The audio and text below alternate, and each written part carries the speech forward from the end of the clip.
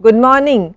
We will be talking about aspects of editing, and two key concepts are montage and jump cut. We have already been seeing that what linear editing is all about. Linear editing means that the narrative is flawless, it does not call any attention to itself.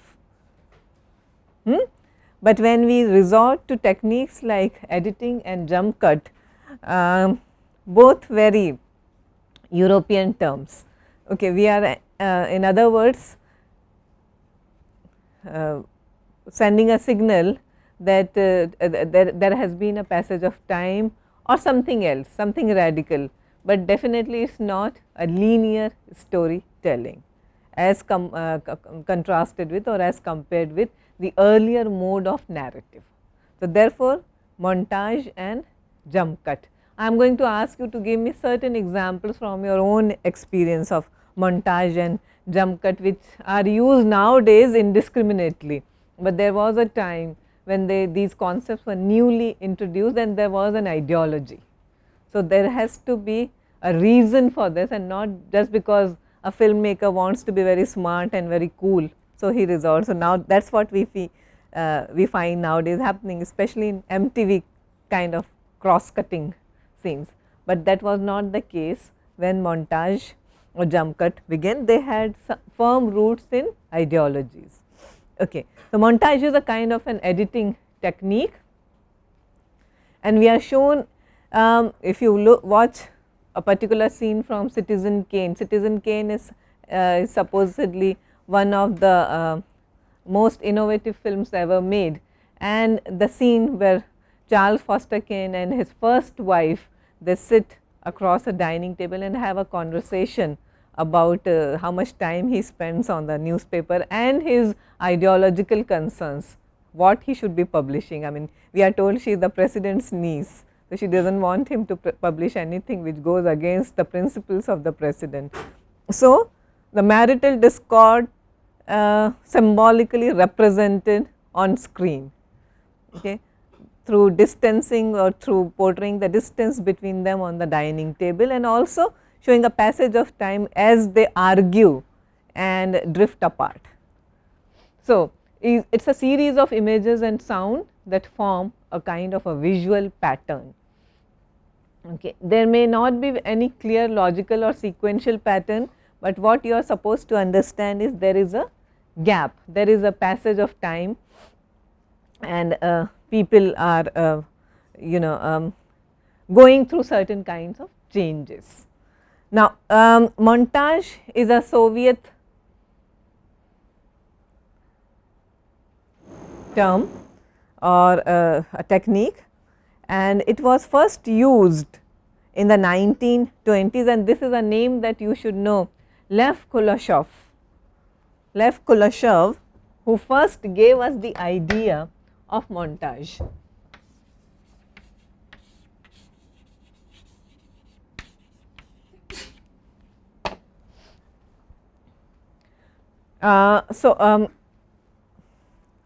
Apart from Lev Kuleshev, his other partner and more definitely better known partner, Sergei Eisenstein. Battleship Potemkin. Good, Battleship Potemkin. Okay, so one of the greatest filmmakers ever and one of the most renowned films ever. It is a silent movie, Battleship Potemkin. It is available freely, so you should watch it. These two men are responsible for developing montage as a technique. Now, Kuleshev's significant contribution was the idea that each shot is like a building block and it derives its meaning from its context, that is the shot play or the shots placed around it. So, they used to conduct several editing and filmmaking workshops, and the school was called VGIK. I will give you the full form of this abbreviation later. So, Kuleshev and his students would systematically dissect David Griffith's Intolerance 1916 movie, viewing it several times, editing, re-editing, sometimes assembling and reassembling it. So, what they were trying to learn at that film school, and this is a technique that several film schools follow even in our country now, they take a very particularly well known film and then they start cutting and reassembling it and reordering it. What are they trying to do? How we view a film based on the director's, Complete ideology can change. The concept of the movie can change if you start reordering it.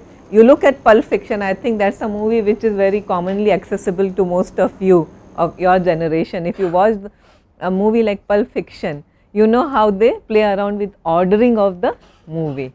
But if you show the entire movie in the linear order without playing around with the order, then it becomes something else. How does the movie end?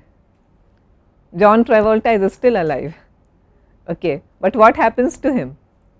He dies, he is shot dead by someone in the middle of the movie, okay. But here he at the when the movie ends, we see him just walking off with his partner, okay. So, how playing around with the editing can change the meaning or context of the film. We will be doing Pulp Fiction soon. So, then in that particular session we will be dealing with it in depth. So, Kuleshev further felt that juxtaposition, placing side by side dissimilar elements, should be inherent in all film science. You already know what are signs and symbols and codes in cinema. So, according to Kuleshev and during his lectures at VGIK, shots acquire new meanings when juxtaposed with what comes before and after. Let us assume close up of an old lady and then close up of a very rich man and then again close up of a hungry child. Okay. There is a story now being told. These close ups may have been taken from different places and different points of time, okay, but when you put them together, seemingly different elements, right, juxtapose them, and then what happens? You are telling a story.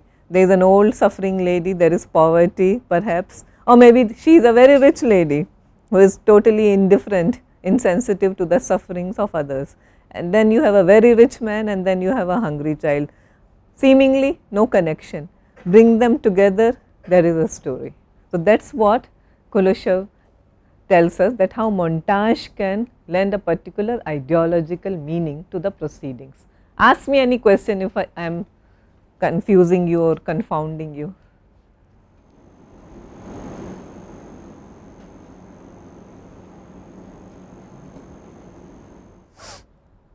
Okay. So, this was known as the Kuleshev effect. What he did, he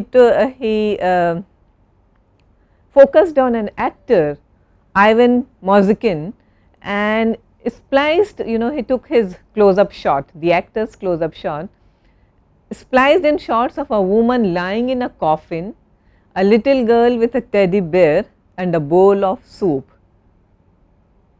Same actor, same face, okay, and then a sequence of these shots. What shots?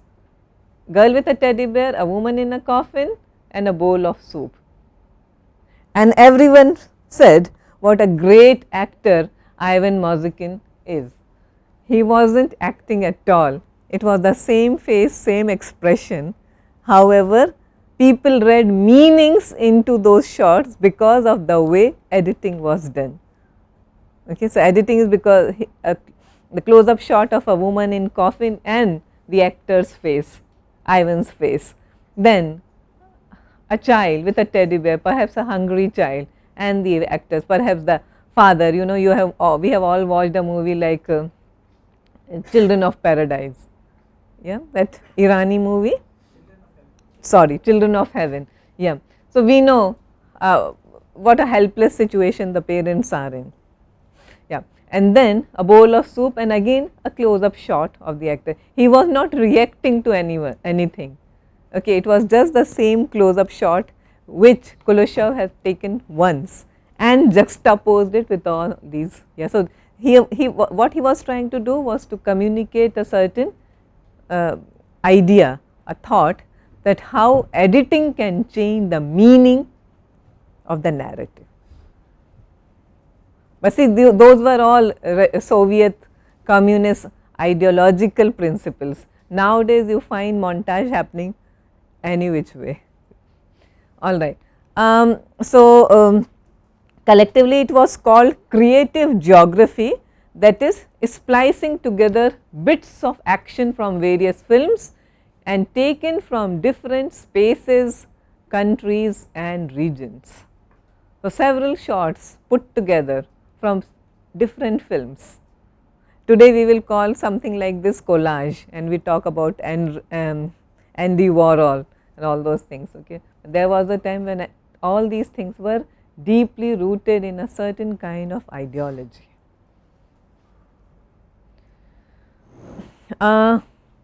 Zhiga, another extremely important name,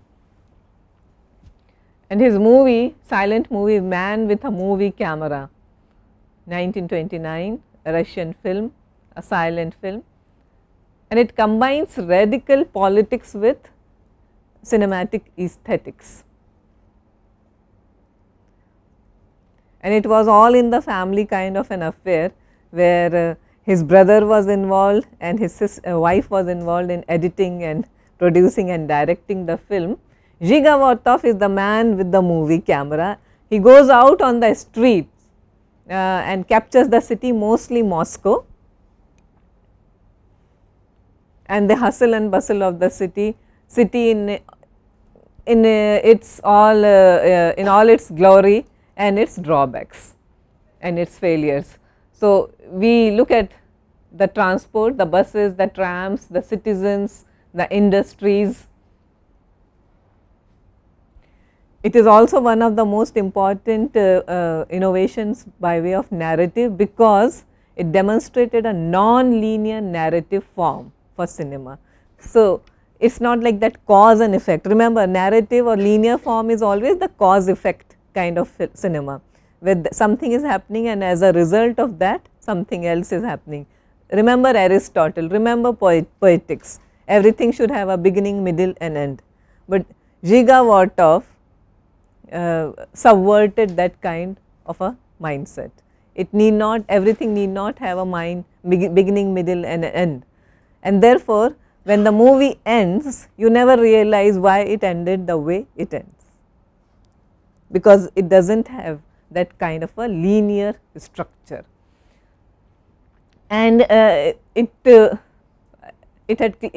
movie claimed to be highly realistic and capture the day to day happenings of life, the birth of a baby, the death of someone, people getting married at the registrar's office instead of a church.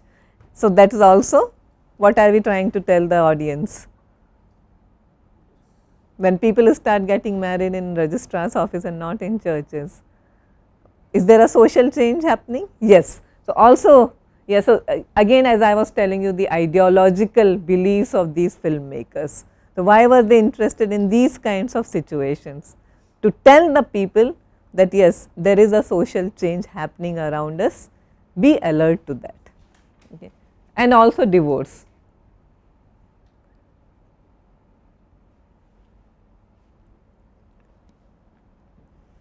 It is an emblematic shot, close up of a magnified eye looking through the camera lens, that is Zhiga eye, okay.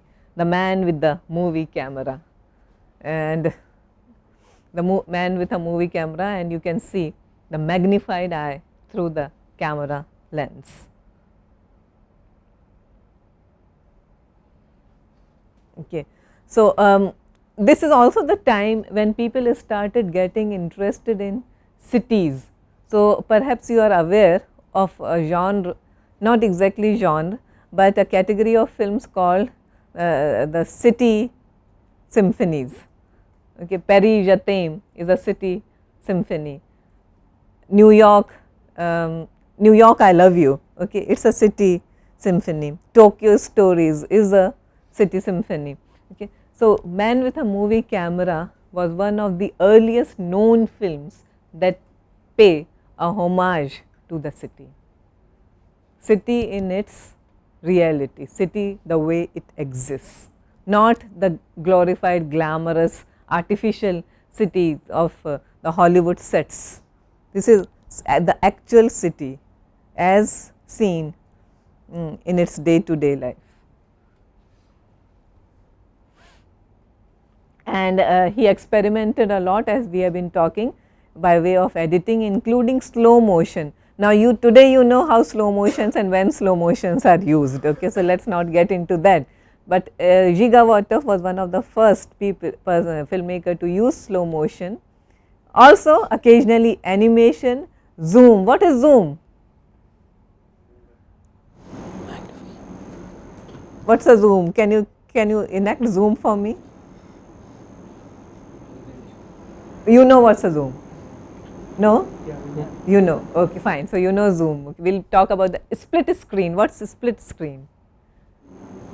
Showing two images on a single scene. Yeah, can you give me some example? Telephone conversation. Okay. If you watch Ocean series, it's used very often, split screen, especially the highest scenes. Yeah. This is happening, and at the same time several other things are happening, and it is all split. So, sometimes you have at least 7 to 8 splits at the same time. Yeah. Okay. Focus, blurring focus and freeze. You remember what is freeze?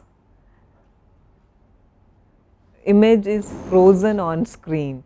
Okay. Freeze has for some reason come to be associated with Truffau's 400 Blows. Take this name down. Watch this movie, extremely entertaining, and one of the first movies of the so called French New Wave. Francois Truffaut, 400 Blows. Please watch it. And how he uses the freeze at the end of the film.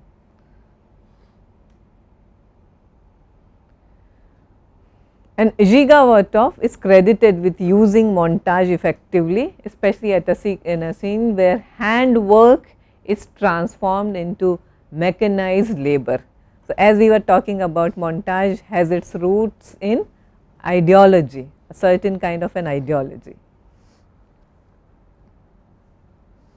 Okay.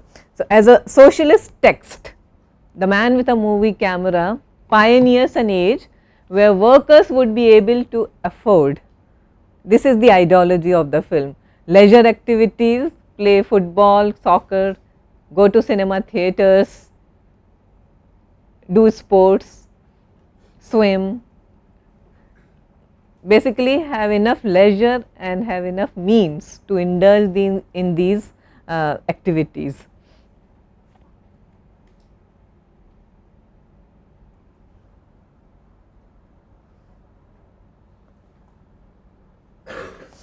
Okay. Sergei Eisenstein, another important filmmaker, we have been talking about him, Battleship Potemkin. Eisenstein's dates 1898 to 1948, Russian director of Strike, Battleship Potemkin and October. October is all about what? October Revolution. There was a revolution in October. Which year? 1917. Okay.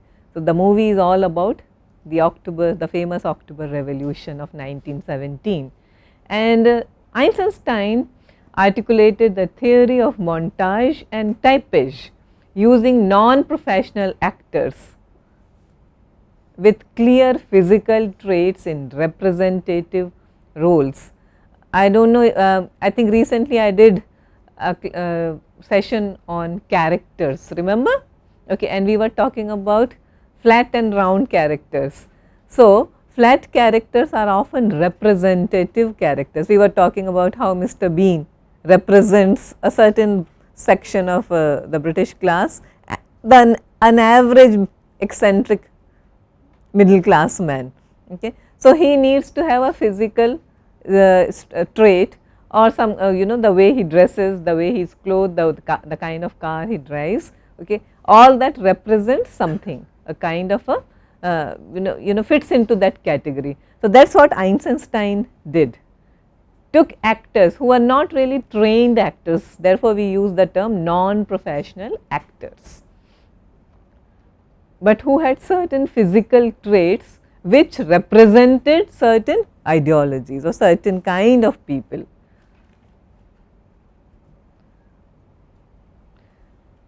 Einstein heavily communist in his ideologies and he was often considered a propagandist. Okay. In theatre we have someone like Bertolt Brecht, who was always considered a propagandist for a certain kind of ideology. In cinema we had Einstein, who was clearly overtly anti-Nazi, anti-fascist and pro-communism.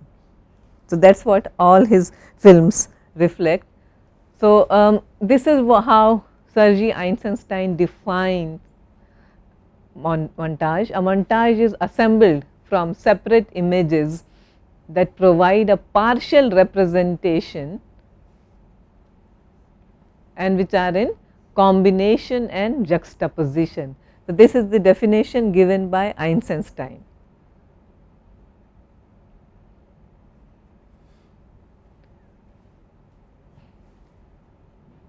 So, Einstein necessarily suggests conflict and collision in montage.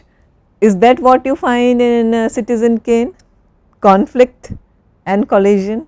Yes, you do. There is a conflict of interest between, there is a marital discord.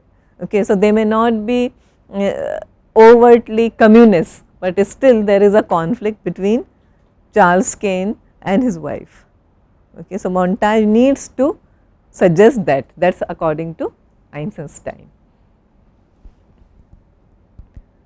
Montage is particularly used, again this I am quoting Einstein, when an editor or filmmaker wishes to convey a great deal into a brief segment. So, compression of something.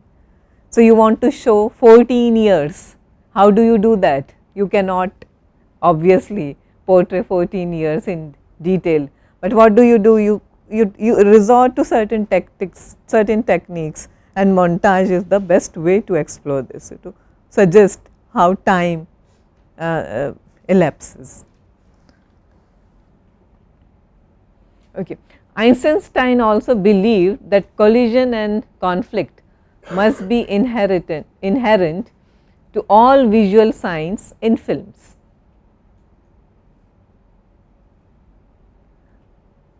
How many of you remember that famous scene from Battleship Potemkin?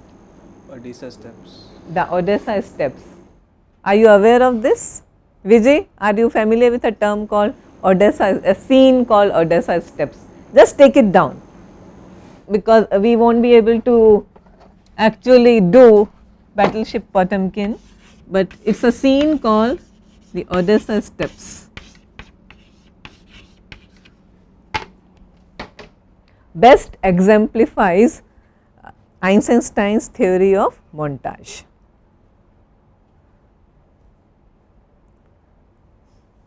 So, what happens there? In a very brief, in a nutshell, I will tell you what happens in that particular montage scene. There is a scene where a group of people have revolted against the Tsar, but it is a very peaceful kind of a rebellion or protest, and then we are shown how mercilessly the Tsar's army shoots them or guns them down. Okay. So, on one hand you are shown those very highly placed, the very powerful army men descending down the stairs, okay, of this particular spot, and the rebels are symbolically at a lower level, and then how they are all defenseless, weaponless and helpless while they are being gunned down. Okay. So, there is a montage there, and it is a lengthy sequence. Okay. That is because Eisenstein's ideologies were such that he wanted to depict it very well, express it very clearly, very explicitly, the horrors of that particular regime. Therefore, we find the scene being done in great detail, and Montage works beautifully in that particular sequence to bring out the difference between two sections of society. So, conflict and collision. So, Eisenstein's works are influenced by his political ideologies, we have already seen, and his commitment towards Marxism. He identifies 5 types of montage. You need not go into great depths of these, but at least know the terms, the terminology: rhythmic, tonal, overtonal and intellectual. So, these are the types that he gives. If you are interested, you can look these terms up, but just understand that according to Eisenstein there are 5 kinds of montage techniques. Okay, and this is what he comments while talking about the Odessa steps and massacre scene in Battleship Potemkin. Formulation and investigation of the phenomenon of cinema as forms of conflict yield the first possibility of devising a homogeneous system of visual dramaturgy for all general and particular cases of the film problem. That means, it is very important to formulate. We have been talking about these things since the beginning of the these classes. We talk about the grammar of cinema. So, he says it is very important to formulate a certain kind of a language of cinema to express certain ideologies. Okay? Okay, so this is in short in brief the principles of montage. There is a rapid alteration between shots that you have already understood when you were doing Citizen Kane, representing a kind of conflict. You have fast editing and unusual camera angles.